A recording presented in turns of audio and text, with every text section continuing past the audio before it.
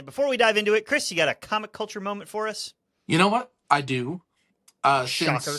Since we are a show that does comic book movies, and today we're doing an animated movie, I thought we could talk about what is better for the medium. Do we think animation serves the medium of comic book movies better, or do we think live action?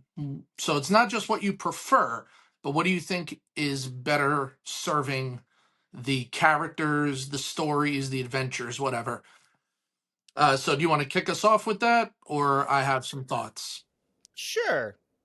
I think it depends on the story. And I know that's sort of a cliche at this point, but it's like, well, you kind of can't tell certain stories with such fantastical elements. Now, we've gotten into an amazing run of CGI and the artists within that. But I believe, correct me where I'm wrong, you're talking about cartoons I'm when you talk talking about about animation. I'm talking about like the movie that we're doing today versus, Batman 89 or something like that. Right. So the difference between live actors in front of a camera versus digital creations on a computer. Yes. Okay. I prefer the digital creations on a computer, and I think given the stories, the worlds, the suspension of disbelief, I think animation actually works better.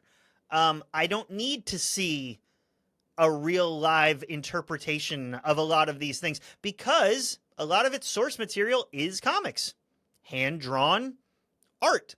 So to see it come to life is cool, but I think and maybe this is a handicap, maybe this is just a flaw.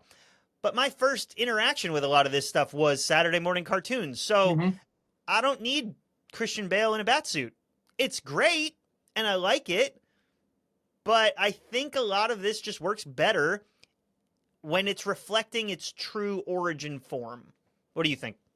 I would agree with you 100%. I would There we go. prefer everything to be animated. Listen, do I love the MCU and the DCEU and the things we've gotten before, the things that I'm looking forward to?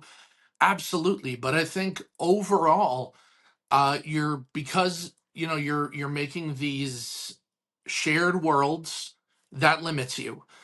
Budgetary, the expense of paying for effects, paying the actors, paying for locations, paying for crew and all that stuff, that limits what you can do, and it costs insane amounts of money. I think also some of the more, I don't want to say silly because I don't think they're silly, but some of the more out there things in comics, some of the more out there stories you could tell with some of the things that these characters have gone through, I think you'll have an easier time buying it with animation than you will live action because we're used to live action movies reflecting us.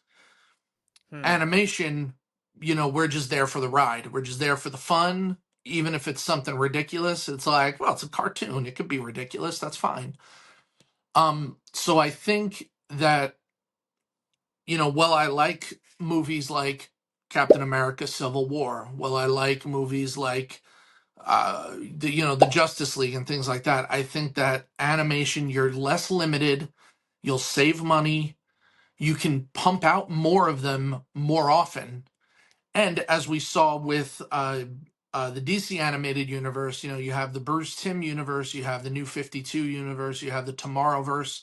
You can still do these kinds of shared storytelling without it like really bogging you down so much. People aren't going to mind as much. You could even change the voice actors, and people aren't going to notice as much as if you had a new actor play Captain America or a new actor playing Batman in the middle of a thing, like we're seeing now with the DCEU versus the James Gunn DCU.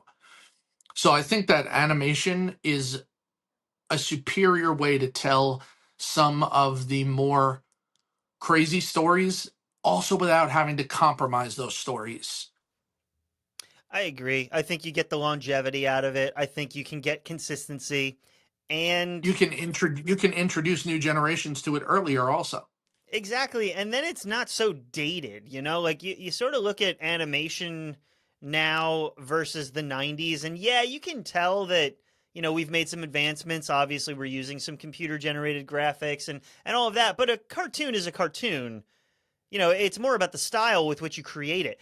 You can't watch Jaws and then watch The Batman and tell me that there hasn't been a massive leap in quality of cameras. And for animation, sometimes animation stands the test of time much better than live action film. Agreed. I mean, you watch The Little Mermaid, the way that it was originally hand drawn frame by frame. There's some warmth. It's similar. We've talked about this on the show before. It's similar to vinyl records versus digital music. Yeah. There's just a warmth that comes to it. There's a humanity behind it. And I think a lot of these cartoons, so to speak, these animated versions of comics have a warmth behind them that if you're just sort of pumping it out with a body, yeah, sure, there's attention to detail in the costumes and the dialogue and all of that, but why were they created? They were created to be comics. Hmm. And so, yes, there's a place for it, but I also think that we shouldn't just throw the baby out with the bathwater just because we've got advancements in technology.